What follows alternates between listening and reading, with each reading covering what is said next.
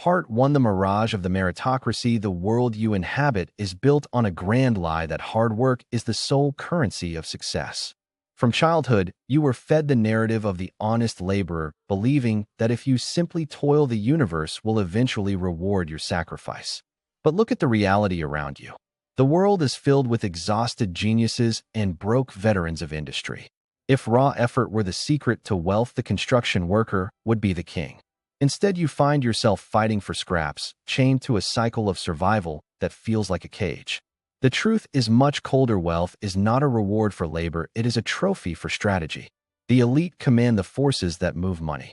To win, you must stop believing in the fairness of rules. Fairness is a concept sold to the weak to keep them predictable. Part 2: The Machiavellian Awakening. To master wealth, you must embrace the ghost of Machiavelli. He was the man who dared to strip away the mask of morality from power. He understood that to prosper, one must deal with the world as it is, not as we wish it to be. This is the awakening. It is the moment you accept that power is never given voluntarily, it must be engineered and maintained. Most people live in emotional reactivity, bouncing between fear and greed. But the strategist remains still. You must learn to view people not as friends, but as variables in an equation. Wealth requires surgical detachment from childish illusions. Analyze the structures of power and social circles as hierarchies of leverage. Master the art of being indispensable while doing the least raw labor. Become the architect of the system itself. Part 3: The Weaponization of Silence. The common mistake of the desperate is the need to be heard. They talk and complain, and in doing so they bleed power. Silence is a tactical vacuum. In this transformation, you learn to weaponize it.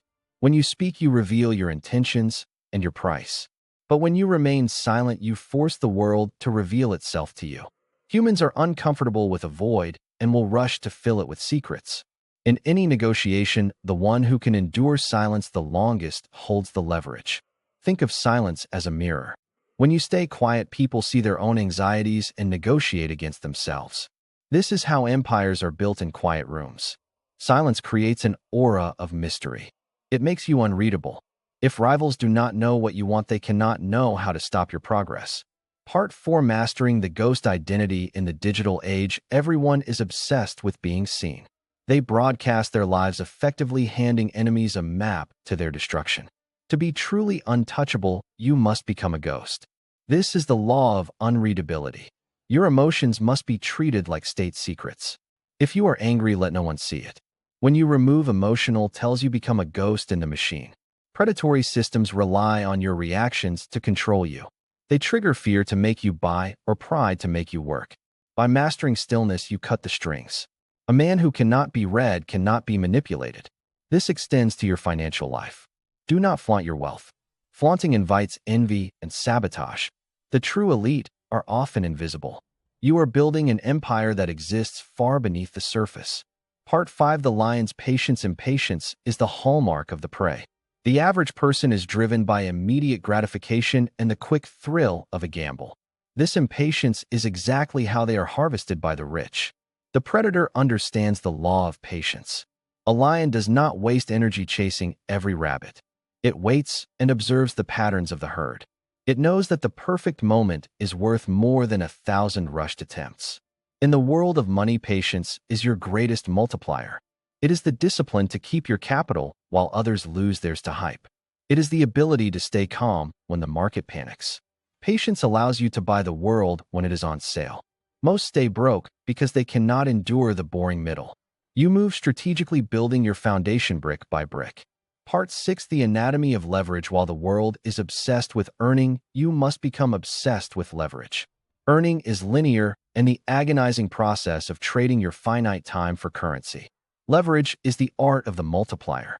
It is the tactical use of systems and the efforts of others to amplify your output 1,000-fold. Think of the lever in physics. With the right fulcrum, a single man can move a mountain. In the kingdom of wealth, your fulcrum is the labor of the masses. The rich position themselves at the center of a web where all roads lead to their profit. Identify the gravity wells in your industry where value is created. Ensure you own the vessel that catches the flow. Your goal is to decouple your income from your heartbeat. Break the link between sweat and gold to find true freedom.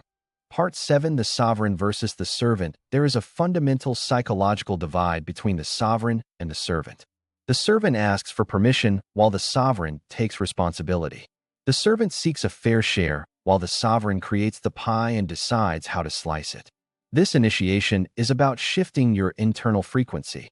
You must realize that the structures you see are not solid walls, but fluid constructs maintained by collective belief.